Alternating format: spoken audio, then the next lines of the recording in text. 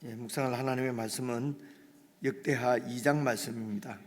구약성경 656페이지 역대하 2장 전체 말씀입니다.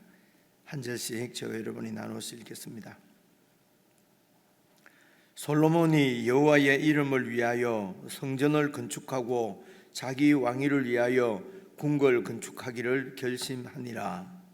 솔로몬이 이에 짐꾼 7만 명과 산에서 돌을 떠낼 자 8만 명과 이를 감독할 자 3,600명을 뽑고 솔로몬이 사절을 두로 왕 후람에게 보내어 이르되 당신이 전에 내 아버지 다윗에게 백향목을 보내어 그가 거주하실 궁궐을 건축하게 한 것 같이 내게도 그리하소서. 이제 내가 나의 하나님 여호와의 이름을 위하여 성전을 건축하여 구별하여 드리고 주 앞에서 향 재료를 사르며 항상 떡을 차려 놓으며 안식일과 초하루와 우리 하나님 여호와의 절기에 아침 저녁으로 번제를 드리려 하오니 이는 이스라엘의 영원한 규례니이다. 내가 건축하고자 하는 성전은 크니 우리 하나님은 모든 신들보다 크심이라.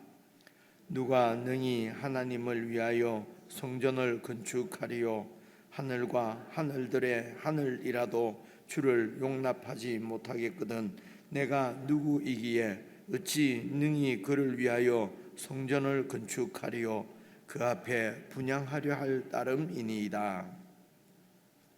이제 청하건대 당신은 금, 은, 동, 철로 제조하며 자색, 홍색, 청색 실로 직조하며 또 아로새길 줄 아는 재주 있는 사람 하나를 내게 보내어 내 아버지 다윗이 유다와 예루살렘에서 준비한 나의 재주 있는 사람들과 함께 일하게 하고 또 레바논에서 백향목과 잣나무와 백단목을 내게로 보내소서. 내가 알거니와 당신의 종은 레바논에서 벌목을 잘 하나니 내 종들이 당신의 종들을 도울지라. 이와 같이 나를 위하여 제목을 많이 준비하게 하소서. 내가 건축하려 하는 성전은 크고 화려할 것이니이다. 내가 당신의 벌목하는 종들에게 찌은 밀 2만 고로와 보리 2만 고로와 포도주 2만 밭과 기름 2만 밭을 주리이다 하였더라. 두로 왕 후람이 솔로몬에게 답장하여 이르되 여호와께서 자기 백성을 사랑하심으로 당신을 세워 그들의 왕을 삼으셨도다. 후람이 또 이르되 천지를 지으신 이스라엘의 하나님 여호와는 송축을 받으실지로다. 다윗 왕에게 지혜로운 아들을 주시고 명철과 총명을 주시사 능히 여호와를 위하여 성전을 건축하고 자기 왕위를 위하여 궁궐을 건축하게 하시도다. 내가 이제 재주 있고 총명한 사람을 보내오니 전에 내 아버지 후람에게 속하였던 자라. 이 사람은 단의 여자들 중 한 여인의 아들이요 그의 아버지는 두로 사람이라.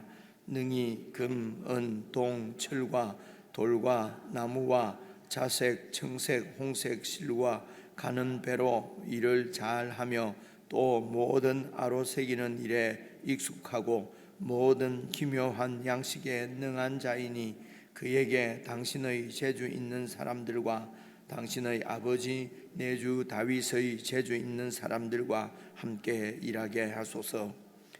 내 주께서 말씀하신 밀과 보리와 기름과 포도주는 주의 종들에게 보내소서. 우리가 레바논에서 당신이 쓰실 만큼 벌목하여 때를 엮어 바다에 띄워 요바로 보내리니 당신은 제목들을 예루살렘으로 올리소서 하였더라. 전에 솔로몬의 아버지 다윗이 이스라엘 땅에 사는 이방 사람들을 조사하였더니 이제 솔로몬이 다시 조사함에 모두 15만 3,600명이라. 그 중에서 7만 명은 짐꾼이 되게 하였고 8만 명은 산에서 벌목하게 하였고 3,600명은 감독으로 삼아 백성들에게 일을 시키게 하였더라. 예, 쭉 읽어보니까 내용은 크게 어려운 말씀 같지 않습니다. 그래서 어제 말씀드린 대로 이제 개인적으로 읽을 때도 좀 천천히 꼼꼼히 그리고 잘 아는 말씀이 아니라 낯선 말씀 읽듯이 읽으시되 좀 이제 소리를 조금씩 내셔도, 크게 하면 옆에 방해되지만은 조금 그때 우리 그 강사 목사님 말씀하시기를 읊조리듯이 뭐 이렇게 얘기할, 원래 그 묵상하다는 말이 히브리 이 말의 원뜻은 읊조리다 이렇게 하는 게 맞대요. 그래서 어떤 번역 성경은 묵상하다를 읊조리다 이렇게 번역한 성경도 있거든요. 그래서 조금 소리를 내어서 천천히, 그렇게 눈으로 읽으면 아무래도 빨리 읽고 놓치는 말씀이 많으니까요.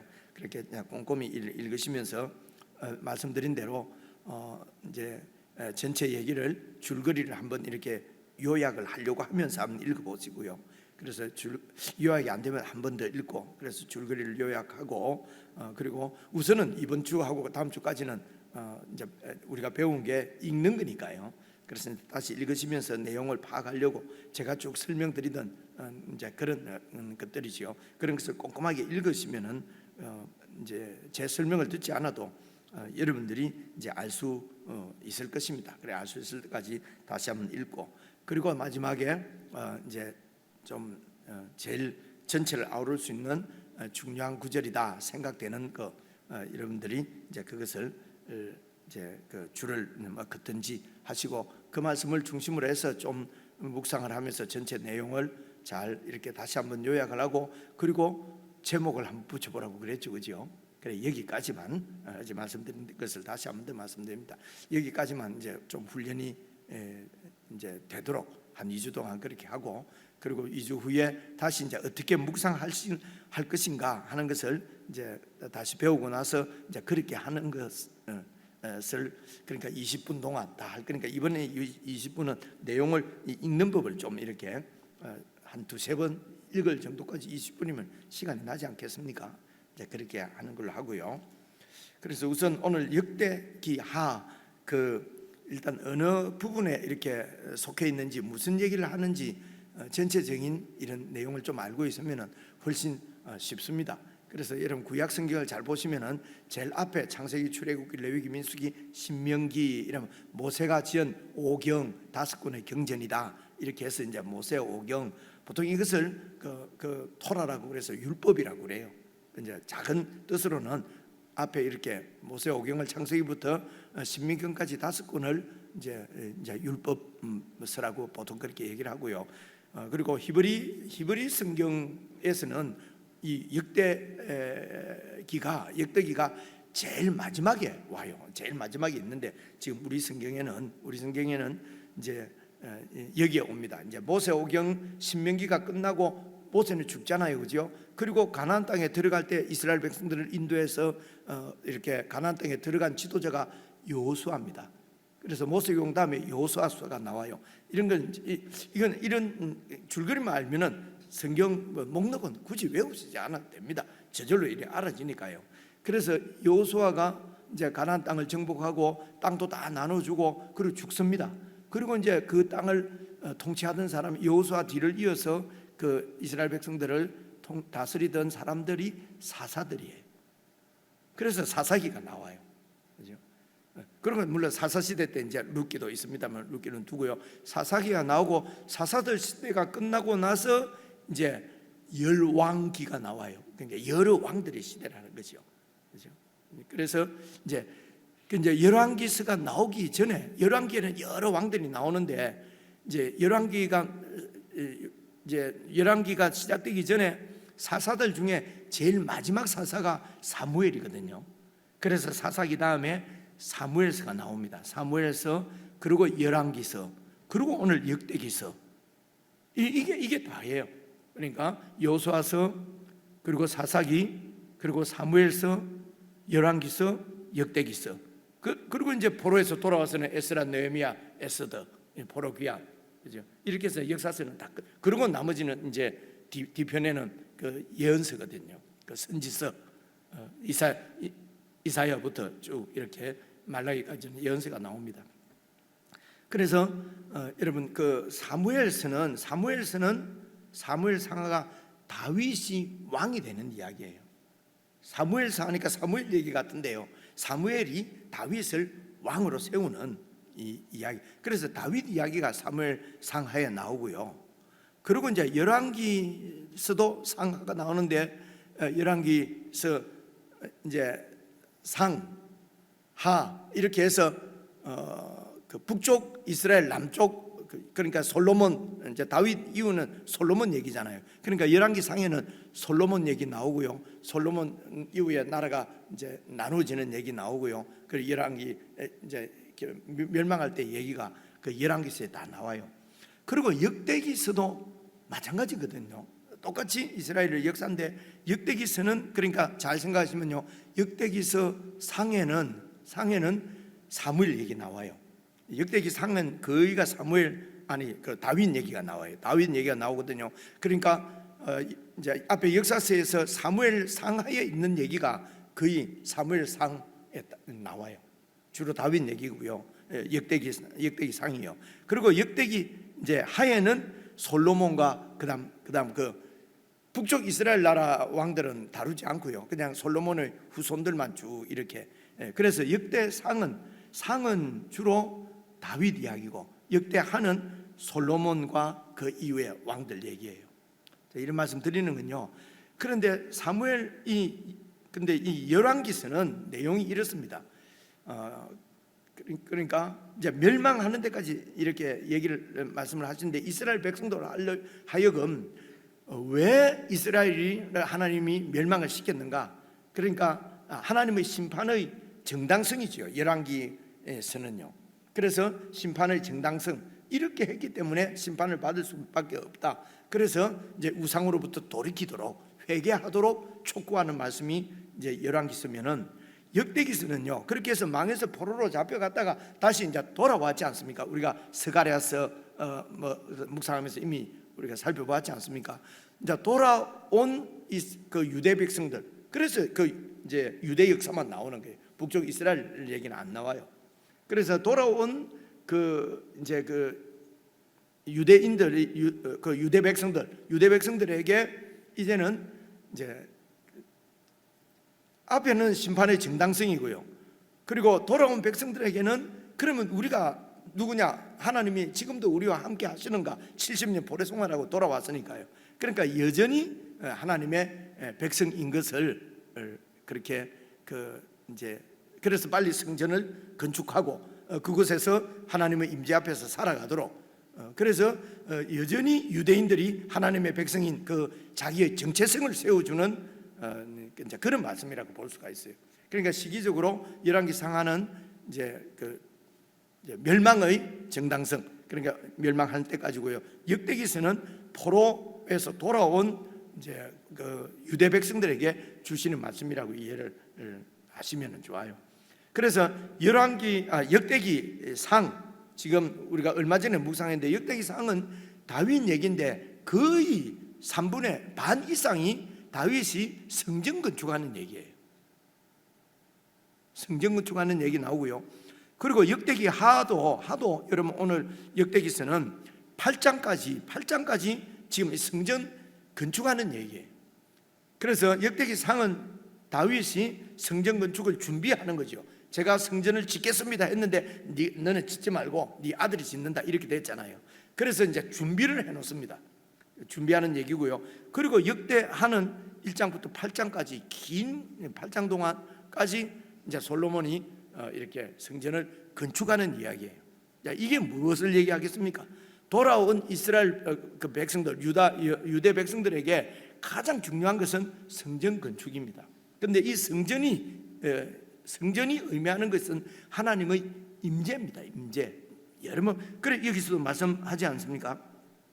4절을 보시면요, 이제 내가 나의 하나님 여호와의 이름을 위하여 성전을 건축하여 구별하여 드리고, 그리고 주 앞에서 이제 예배를 드리려고 합니다. 그래서 5절 보시면요, 내가 건축하고자 하는 성전은 크니, 왜 크냐? 우리 하나님은 모든 신들보다 크신 하나님입니다. 그래서 6절, 누가 능히 하나님을 위해서 성전을 건축할 수가 있겠습니까? 하나님의 집을. 그러니까 하나님은 성전에 가두어 서고 내 마음대로 부리려고 하면 안 되는 것입니다. 하나님은 성전 안에 계시는 분이 아니거든요. 지금 솔로몬도 얘기를 하잖아요. 내가 성전 건축하고자 하는 성전은 큰데 우리의 하나님은 모든 신들보다 크시기 때문에 크게 있는데, 그러나 아무리 크게 성전을 지어도 6절 누가 능히 하나님을 위하여 성전을 건축할 수가 있겠습니까? 하늘과 하늘들의 하늘이라도 하나님이 계시기에는 작은데 이 온 우주도 우주보다도 크신 하나님인데, 이런 말이죠. 그래서 그런 하나님이 계실 집을 내가 누구기에 어찌 능히 그를 위해서 성전을 건축할 수가 있겠습니까? 단지 그분의 임재 앞에서 분향 예배 드리려고 하는 겁니다, 이 얘기거든요. 그래서 이렇게 이해를 하시면 좋습니다. 성전은 뭐라고요? 하나님의 임재입니다. 그래서 돌아온 유대 백성들이 여전히 하나님의 임재하시는 이유는 뭡니까? 그 백성을 통치하는 거라고 말씀드렸잖아요, 그죠? 그래서 통치하십니다. 늘 함께 하시면서 다스리십니다. 그래서 성전, 하나님의 임재, 그리고 거기에 성전에서 우리가 예배를 드리잖아요.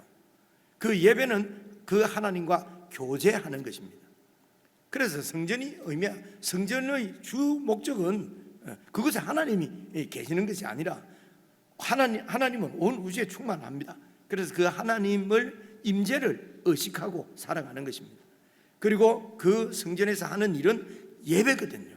예배는 하나님과 끊임없는 교제를 나타내는 것입니다. 그래서 이스라엘을 영원한 교회라고 그러잖아요.